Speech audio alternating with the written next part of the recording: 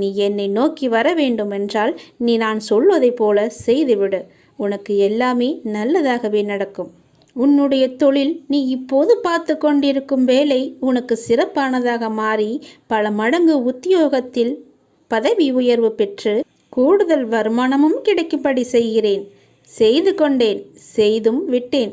அது விரைவிலேயே உன் கையில் கிடைக்கும்.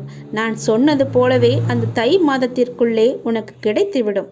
தை 1ஆம் தேதிக்குள் அதற்கான நல்ல செய்தியும் உன் காதுகளில் விழும். உன் பணப்பிரச்சனை முற்றிலுமாக நீங்கிவிடும். எனக்கு பணக்கஷ்டம் இருக்கிறது என்ற வார்த்தையை இனி உன் வாயிலிருந்து வராது. உனக்கு நல்லதாகவே நடக்கும். நல்லது மட்டுமே நடக்கும், உன் அப்பாவின் துணையோடு. உன்னுடைய பாரம் மிக கடுமையாகவும் வேதனைகளை தாங்க முடியாததாகவும் வாழ்க்கை நெருக்கடி நிறைந்ததாகவும் இருப்பதை பார்த்து நான் சஞ்சலப்படுகிறேன். என் மனம் சஞ்சலப்பட்டு கொண்டிருக்கிறது. யார் இந்த இக்கட்டான நேரத்தில் உதவுவார் என்று எல்லா இடத்திலும் உனது கையை விரித்து நீ கலக்கம் கொண்டிருக்கிறாய். துக்கமும் துயரமும் இப்போது உன்னை அழுத்தி கொண்டிருக்கிறது. இதிலிருந்து எழுந்து வர நீ முயற்சி செய்கிறாய். ஆனால் உன்னால் வர முடியவில்லை. ஏன் முடியவில்லை என்று யோசித்தாயா? முதலில் அதை எல்லாவற்றையுமே நீ மறந்துவிடு. நான் இப்படி இல்லை என்று மறந்துவிடு. நான் இப்படிதான் என்று நினைத்தால் நீ அப்படியே உட்கார்ந்து விடுவாய். என்னால் முடியும் என்று எழுந்து வா. முதலில் உன் முகத்தில் சிரிப்பை கொண்டு வா. அந்த சிரிப்பு இல்லாததுதான் இதற்கு எல்லாமே காரணம். எதையோ மனதில் போட்டுக்கொண்டு அழுது புலம்பி தவித்து கொண்டிருக்கிறாய். யாரிடம் போய் சொல்வது, யாரிடம் சொன்னால் எனக்கு தீர்வு கிடைக்கும் என்று அழுது கொண்டிருக்கிறாய். தங்கமே, முதலில் அதிலிருந்து வெளியே வந்துவிடு. உன் முகத்தை எப்பொழுதும் புத்துணர்ச்சியுடன் வைத்துக்கொள். உனக்கு ஒன்றுமே இல்லாதது போல, அதாவது எனக்கு எந்த துன்பமும் இல்லை, துயரமும் இல்லை, எந்த ஒரு பிரச்சனையும் இல்லை என்பது போல எப்பொழுதுமே உன் மனதை நீ புத்துணர்ச்சியோடு வைத்துக்கொள். உன் மனம் புத்துணர்ச்சியாக இருந்தால் உன் முகமும் புத்துணர்ச்சியாக கலையாக இருக்கும். அது இல்லாததுதான் இப்போதைய காரணம். உன் முகத்தை நீ நேரடியாக சென்று கண்ணாடியில் பார், எப்படி இருக்கிறது என்று. எவ்வளவு சோர்வாக, எவ்வளவு கவலையாக இருக்கிறது என்று. எல்லாவற்றையுமே மறந்துவிடு. எனக்கு தான் என் அப்பன் இருக்கிறானே என்று தைரியமாக எல்லாவற்றையுமே மறந்து முதல் அடியை எடுத்து வை. உன் மனதை மகிழ்ச்சியாக வைத்துக்கொள். என்னை நம்பி என் ஆலயத்திற்கு நீ வா. நீ வளமுடன் வாழ்வாய். எந்த குறையும் இல்லாமல் வாழ்வாய்.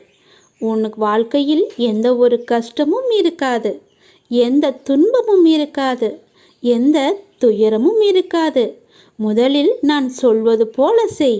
உன் வாழ்க்கை எப்படி இருக்கிறது என்று பார். உன்னை தேடி அவர்கள் விலகி சென்றவர்களெல்லாம் தானாக வருவார்கள். உன் மனதையும் உன்னையும் நீ புத்துணர்ச்சியோடு வைத்துக்கொண்டு உன் முகத்தில் புன்னகையை வைத்து பாரேன். எப்படி தேன் போல ஓடி வருகிறார்கள் என்று. வாழ்க்கைக்கான அர்த்தத்தை தான் எல்லோருமே தேடிக்கொண்டிருக்கிறார்கள். ஆனால் எப்படி வாழ்வதற்கான அர்த்தங்களை யாருமே தேடுவதில்லை. அதை தேடியிருந்தால் வாழ்க்கையை நிம்மதியாக வாழ்ந்திருக்கலாம். ஏன் அவ்வாறு செய்ய மறுக்கிறார்கள் என்று தெரியவில்லை. எத்தனையோ முறை சொல்லியாய்விட்டது. வாழ்க்கையில் எதுவுமே காரணங்கள் இல்லாமல் நடக்காது. எல்லாவற்றிற்குமே பின்னால் நிச்சயமாக ஒரு காரணம் இருக்கும்.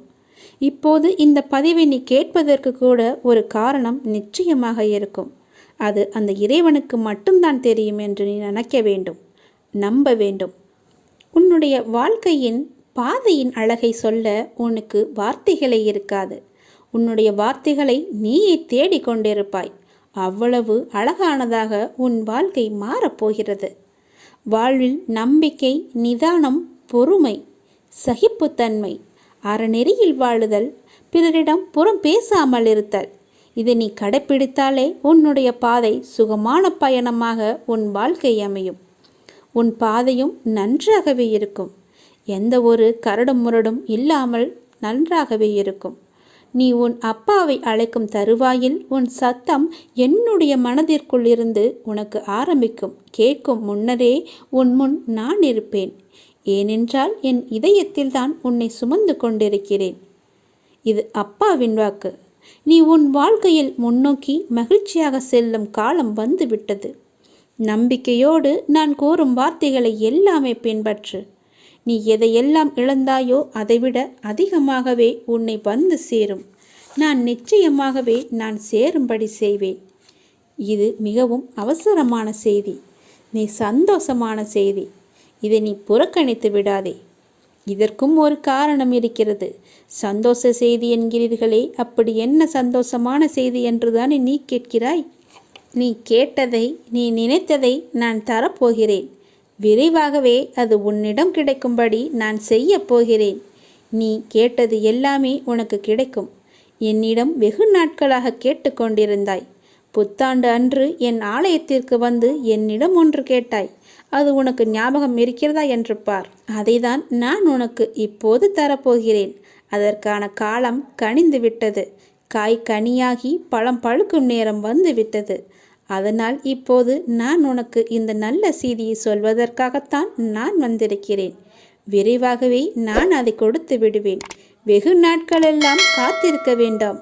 இன்னும் 2-3 நாட்களிலே அது உனக்கு கிடைக்கும். நல்ல செய்தியை கேட்பாய். நீ வாழ்வோம் வளமுடன். நல்ல வழி பிறக்கும் உங்களுக்கு. சீக்கிரமாகவே உனக்கு நல்ல வழி பிறக்கும். என்னை நீ முழுவதுமாக நம்பு. நீ வருவாய் என்று உனக்காக நான் காத்து கொண்டிருக்கிறேன். விரைவில் ஒரு முடிவுக்கு வரப்போகிறது. எது என்று கேட்கிறாயா? உனது துயரங்கள் எல்லாமே விரைவிலேயே ஒரு முடிவுக்கு வரப்போகிறது. நீ தேவையில்லாமல் உன்னுடைய கண்களை நீ கலங்க வைக்காதே. மகிழ்ச்சியாகவே இரு. எப்போதும் உன்னை நீ மகிழ்ச்சியாகவே வைத்துக்கொள். நான் இருக்கும்போது எதற்காக நீ கலங்க வேண்டும்? என்னை மீறி எதுவும் நடக்கப் போவது இல்லை என்று உனக்கு நன்றாகவே தெரியும். எல்லாவற்றையுமே ஆட்டி வைப்பது நான் தான் என்று தெரியும். அப்படி இருந்தும் வீணான மனக்கவலை உனக்குள்ளே எதற்கு? உன்னை நான் தேர்ந்தெடுத்து நான் வசிக்கும் இடத்திற்கு நான் உன்னை வரவழைத்தேன். ஞாபகம் இருக்கிறதா? எப்படிப்பட்ட சூழ்நிலையில் என்னை வந்து சந்தித்தாய் என்று உனக்கு ஞாபகம் இருக்கிறதா? அதனால் நீ கலங்காதே. என்னுடைய வாக்கு என்றுமே பொய்யாகாது என்பதை நீ நம்ப வேண்டும். எந்த சூழ்நிலையிலும் உன்னை நான் கைவிட மாட்டேன் என்று நீ நம்ப வேண்டும். நம்பிக்கையோடு நீ எப்பொழுதுமே இரு. என் அப்பன் என்னை பார்த்துக்கொள்வார் என்ற நம்பிக்கையோடு இரு. என்னை மீறி எதுவுமே நடக்காது. உனக்கு என்ன வேண்டும் என்று என்னிடம் கேள். உனக்கு வேண்டியது எல்லாவற்றையுமே நானே தருகிறேன். அப்படி இல்லை என்றால் நீயே வேண்டியதை எடுத்துக்கொள். எனது கஜானா வாயிற்கதவு உனக்காகத்தான் திறந்து வைத்திருக்கிறேன். அதில் உனக்கானது நிறையவே இருக்கிறது. அதில் உனக்கு என்ன வேண்டும் என்று நீயே தேடி எடுத்துக்கொள். எது உன்னிடத்தில் சேர வேண்டுமோ அது உன்னிடத்தில் தானாகவே வந்து சேர்ந்துவிடும். அதனால் இது வருமா, கிடைக்குமா, எப்பொழுது கிடைக்கும் என்று நீ ஏங்கி உன்னை நீயே வருத்தி கொள்ளாதே. நிச்சயமாகவே அது உன் கைக்கு கிடைக்கும். நீ அறிந்ததை கொண்டு நீ கடவுளை வழிபடு. உனது உள்ளத்தில் இருந்து நீ வழிபடு. வழிபாட்டிற்கு எந்த ஒரு விதிமுறையுமே இல்லை. உன் தாயை எவ்வாறு உனது சேவைக்கு அழைப்பாயோ அதே அன்பும் இயல்புமே போதுமானது கடவுளை வழிபடுவதற்கு. கடவுளுக்கு என்று தனி ஒரு ரகத்தை நீ தேடாதே. இயல்பாகவே அப்பா என்று என்னை கூப்பிடு. உன் அப்பாவிடத்தில் நீ எவ்வளவு உரிமையாக இருப்பையோ அது போலவே நீ என்னிடத்திலும் உரிமையாக இருக்கலாம். ஏனென்றால் நீ என் பெற்றெடுத்த பிள்ளை. நீ என் பிள்ளை நன்றாக இருக்க வேண்டும். என் பிள்ளை என்னிடத்தில் சகஜமாக பழக வேண்டும் என்றுதான் நான் ஆசைப்படுகிறேன். என்னுடைய ஆசையை நீ நிராசையாக்கி விடாதே. என்னிடத்தில் எல்லா உரிமைகளுமே உனக்கு உண்டு. நீ என் பிள்ளை, நான் உன் அப்பா. என் அன்பு குழந்தையே, எல்லோருடைய வாழ்விலும் மாற்றங்கள் வருகின்றன. சிலருக்கு கொஞ்சம் தாமதமாக இருக்கலாம். இப்போது உன் வாழ்விலும் நீ எதிர்பார்த்த மாற்றம் வரப்போகிறது. உன்னுடைய பல வேண்டுதலில் உன்னுடைய முதன்மையான வேண்டுதல் விரைவில் நடக்கப் போகிறது. அதற்கு நீ செய்ய வேண்டியது எல்லாம் அந்த விஷயத்தை குறித்து நேர்மறை எண்ணங்களை மனதில் எழுப்ப வேண்டும். அது நடக்கும் என்று நீ நம்ப வேண்டும். உனக்கு அந்த வேண்டிய ஒன்று நிச்சயமாகவே கைகளில் கிடைக்கும். கோவிலில் சாமி முன் இந்த முறைப்படி நீ பிரார்த்தனை செய்து வந்தால் நிச்சயம் நீ நினைத்தது நடக்கும். நமக்கு எப்பொழுது எந்த பிரச்சனை எந்த ரூபத்தில் வந்தாலும் நாம் அந்த பிரச்சனைகளை முடிக்கவும் அதிலிருந்து முழுமையாக விடுபட்டு வெளியே வருவதற்கும் நாம் செய்யும் முதல் காரியம் தெய்வத்திடம் சரணடைந்து பிரார்த்தனை செய்து நம் குறைகளை கூறி வேண்டிய வரங்களை பெற்றுக்கொள்வோம். அது மட்டுமில்லாமல் நமது வாழ்க்கையில் செய்யும் சில சிறிய தவறுகளுக்கும் தெய்வத்திடம் சென்று அதற்கான பரிகாரங்களையும் செய்து புண்ணியத்தை தேடிக்கொள்வோம். ஆனால் கோவிலில் சாமியிடம் வேண்டுவதாக இருந்தாலும் பரிகாரம் செய்வதாக இருந்தாலும் அதற்கு ஒரு முறை இருக்கிறது. அந்த முறைப்படிதான் நாம் இறைவனிடம் வேண்ட வேண்டும். அப்படி வேண்டினால் கண்டிப்பாகவே அது நிறைவேற்றப்படும். அந்த முறைப்படி பரிகாரம் செய்தாலும் தெய்வம் அதை முழுமையாக ஏற்றுக்கொள்ளும்.